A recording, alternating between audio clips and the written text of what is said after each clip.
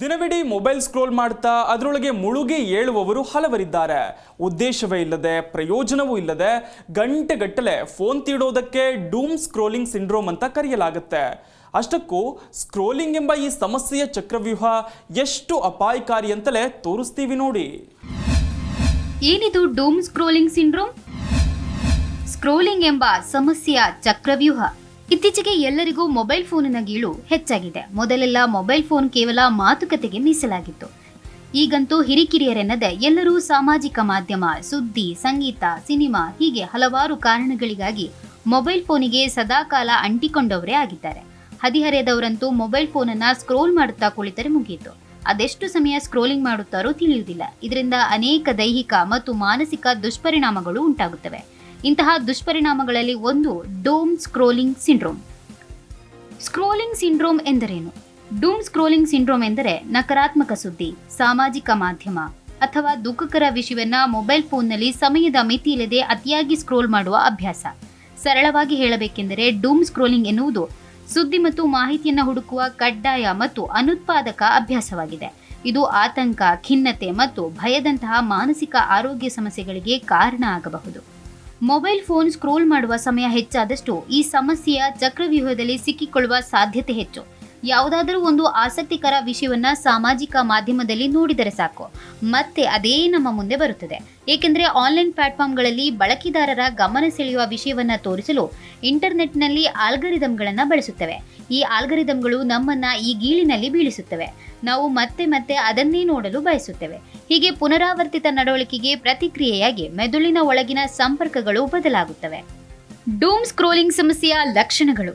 ಈ ಸಮಸ್ಯೆಯ ಲಕ್ಷಣಗಳೆಂದರೆ ಸುದ್ದಿ ಅಥವಾ ಸಾಮಾಜಿಕ ಮಾಧ್ಯಮಗಳನ್ನು ಬ್ರೌಸ್ ಮಾಡಿದ ನಂತರ ಆತಂಕ, ಒತ್ತಡ, ನಿದ್ರೆ ಮಾಡದೆ ಈ ಗೀಳಿನಲ್ಲಿಯೇ ತೊಡಗಿಕೊಳ್ಳುವುದು ಅಥವಾ ಈ ಗೀಳು ಕೆಲಸದ ಮೇಲೆ ಪರಿಣಾಮ ಬೀರುತ್ತದೆ ಎಂದು ತಿಳಿದಿದ್ದರೂ ಸುದ್ದಿಗಳನ್ನು ಕಡ್ಡಾಯವಾಗಿ ಪರಿಶೀಲಿಸುವುದು ಅಥವಾ ಸಾಮಾಜಿಕ ಮಾಧ್ಯಮಗಳ ವೀಕ್ಷಣೆಯಲ್ಲಿ ಮುಳುಗಿರುವುದು, ಏನನ್ನಾದರೂ ಸದಾ ಮೊಬೈಲ್ ಫೋನ್ನಲ್ಲಿ ಸರ್ಚ್ ಮಾಡುತ್ತಲೇ ಇರುವುದು ಮತ್ತು ನಿರಂತರ ಅನೇಕ ವಿಷಯಗಳ ವಿಡಿಯೋಗಳನ್ನು ನೋಡುತ್ತಲೇ ಇರುವುದು. ಇದರಿಂದ ಮಾಡಬೇಕಾದ ಕೆಲಸಗಳಿಗೆ ಅಡ್ಡಿ ಉಂಟಾಗುವುದು. ಡೂಮ್ ಸ್ಕ್ರೋಲಿಂಗ್ನಿಂದ ಆಗುವ ದುಷ್ಪರಿಣಾಮಗಳು ಅನೇಕ. ಸದಾ ಮೊಬೈಲ್ ಫೋನ್ ಹಿಡಿದುಕೊಂಡು ದೀರ್ಘಕಾಲ ಕಳೆಯುವುದರಿಂದ ಯಾವುದೇ ಕೆಲಸ ಮಾಡಲು ಅಗತ್ಯವಾಗಿ ಬೇಕಾದ ಗಮನ ನೀಡಲು ತೊಂದರೆಯಾಗುತ್ತದೆ. ಯಾವ ವಿಷಯದ ಅಥವಾ ಕೆಲಸದ ಮೇಲೆ ಸರಿಯಾಗಿ ಮನಸ್ಸನ್ನ ಕೇಂದ್ರೀಕರಿಸಲು ಸಾಧ್ಯವಾಗುವುದಿಲ್ಲ. ಕೆಲವೊಮ್ಮೆ ಬೇರೆಯವರು ಏನು ಹೇಳುತ್ತಿದ್ದಾರೆ ಎಂಬುದಕ್ಕೂ ಈ ಗೀಳಿಗೆ ಬಿದ್ದವರು ಗಮನ ಕೊಡುವುದಿಲ್ಲ. ಋಣಾತ್ಮಕ ವಿಷಯಗಳ ವಿಡಿಯೋಗಳನ್ನು ಪದೇ ಪದೇ ನೋಡಿದಾಗ ನಿರಾಶಾವಾದ ಹೆಚ್ಚುತ್ತದೆ ಮತ್ತು ಜನರ ಬಗ್ಗೆ ವಿಶ್ವಾಸವು ಕಳೆದು ಹೋಗಬಹುದು. ಸದಾ ಒಂದೇ ಭಂಗಿಯಲ್ಲಿ ಮೊಬೈಲ್ ಫೋನನ್ನು ಹಿಡಿದು ನೋಡುವುದರಿಂದ ಕಣ್ಣಿಗೆ ಆಯಾಸ, ತಲೆನೋವು, ಸ್ನಾಯು ಸೆಳೆತ, ಕುತ್ತಿಗೆ ಮತ್ತು ಭುಜದ ನೋವು, ಹಸಿವು ಕಡಿಮೆಯಾಗುವುದು, ನಿದ್ರೆ ಮಾಡಲು ತೊಂದರೆ ಮತ್ತು ರಕ್ತದೊತ್ತಡ ಹೆಚ್ಚಾಗುವಂತಹ ದೈಹಿಕ ಲಕ್ಷಣಗಳು ಕಾಣಿಸಿಕೊಳ್ಳಬಹುದು. ಒಂದು ಅಧ್ಯಯನದ ಪ್ರಕಾರ ಪುರುಷರು ಮಹಿಳೆಯರಿಗಿಂತ ಈ ಗೀಳಿನಲ್ಲಿ ತೊಡಗುತ್ತಾರೆ. ಯುವ ಜನರಲ್ಲಿ ಈ ಗೀಳು ಹೆಚ್ಚಾಗಿಯೇ ಇದೆ. ಸುದ್ದಿಗಳನ್ನು ಓದುವ ಅಥವಾ ತಿಳಿದುಕೊಳ್ಳುವ ಜನರು ಡೂಮ್ ಸ್ಕ್ರೋಲ್ ಮಾಡುತ್ತಾರೆ. ಹೀಗೆ ಋಣಾತ್ಮಕ ವಿಷಯಗಳನ್ನು ನೋಡುವುದೇ ಒಂದು ದುರಭ್ಯಾಸವಾಗುವುದು ತಿಳಿಯುವುದೇ ಇಲ್ಲ. ಇದರಿಂದ ಕ್ರಮೇಣ ಜನರ ಪ್ರಾಪಂಚಿಕ ದೃಷ್ಟಿಯು ಬದಲಾಗುತ್ತದೆ. ಕ್ರಮೇಣ ಆತಂಕ, ಖಿನ್ನತೆ ಮತ್ತು ಒತ್ತಡ ಹೆಚ್ಚಾಗಬಹುದು. ಡೂಮ್ ಸ್ಕ್ರೋಲಿಂಗ್ ಸಮಸ್ಯೆಯಿಂದ ಹೊರಬರುವುದು ಹೇಗೆ? ಈ ಸಮಸ್ಯೆ ಪರಿಹಾರ ಇಲ್ಲದಿರುವುದು ಸಮಸ್ಯೆಯೇ ಏನಲ್ಲ. ತಾಳ್ಮೆ ಮತ್ತು ಸ್ವಲ್ಪ ಮಟ್ಟಿಗೆ ಮನೋನಿಗ್ರಹ ಬೇಕಷ್ಟೇ.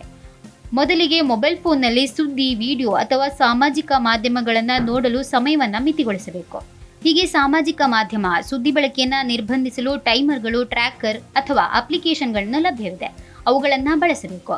ಮಿತವಾಗಿ ಸುದ್ದಿಗಳನ್ನು ಅನುಸರಿಸಬೇಕು. ದಿನವಿಡೀ ಸುದ್ದಿಗಳನ್ನು ನೋಡುವುದು ಅಥವಾ ವಿಡಿಯೋಗಳನ್ನೇ ನೋಡುವುದೇ ಒಂದು ಕೆಲಸ ಆಗಬಾರದು. ನಕಾರಾತ್ಮಕ ಸುದ್ದಿಗಳ ಬದಲಿಗೆ ಸಕಾರಾತ್ಮಕ ಅಥವಾ ಶೈಕ್ಷಣಿಕ ಅಥವಾ ಸಾಮಾನ್ಯ ಜ್ಞಾನದ ವಿಷಯಗಳನ್ನು ತಿಳಿಯಬೇಕು. ಮಲಗುವ ಕನಿಷ್ಠ 2 ಗಂಟೆಗಳ ಮೊದಲು ಮೊಬೈಲ್ ಬಳಕೆ ನಿಲ್ಲಿಸಬೇಕು. ಆಗ ಚೆನ್ನಾಗಿ ನಿದ್ರೆ ಬರುತ್ತದೆ. ಯಾವುದಾದ್ರೂ ವಿಷಯವನ್ನ ಸರ್ಚ್ ಅಥವಾ ಸ್ಕ್ರೋಲ್ ಮಾಡುವ ಮುನ್ನ ಅದು ಉಪಯುಕ್ತವಾಗಿದೆಯೇ ಅಥವಾ ಅದು ತೊಂದರೆಯನ್ನ ಉಂಟು ಮಾಡುತ್ತಿದೆಯೇ ಎಂಬುದು ಅರಿವಿರಬೇಕು. ಮೊಬೈಲ್ ನೋಟಿಫಿಕೇಶನ್ಗಳನ್ನು ಮೊದಲು ಆಫ್ ಮಾಡಬೇಕು. ಪದೇ ಪದೇ ನೋಟಿಫಿಕೇಶನ್ಗಳು ಬಂದರೆ ನಮ್ಮ ಗಮನ ಅದರತ್ತಲೇ ಹರಿಯುತ್ತವೆ. ಸದಾಕಾಲ ಮೊಬೈಲ್ ಫೋನನ್ನು ಹತ್ತಿರ ಇಟ್ಟುಕೊಂಡಿರಬಾರದು. ಮೊಬೈಲ್ ಫೋನನ್ನು ಬಿಟ್ಟು ಬೇರೆ ಚಟುವಟಿಕೆಗಳಲ್ಲಿ ತೊಡಗಿಸಿಕೊಳ್ಳಬೇಕು. ಪುಸ್ತಕಗಳನ್ನು ಓದುವುದು, ಸಂಗೀತ ಕೇಳುವುದು, ವಾಕಿಂಗ್ ಹೋಗುವುದು ಅಥವಾ ಮನೆಯವರೊಂದಿಗೆ ಅಥವಾ ಸ್ನೇಹಿತರೊಂದಿಗೆ ಸಮಯ ಕಳೆಯಬೇಕು. Desk bureau, G Kannada news.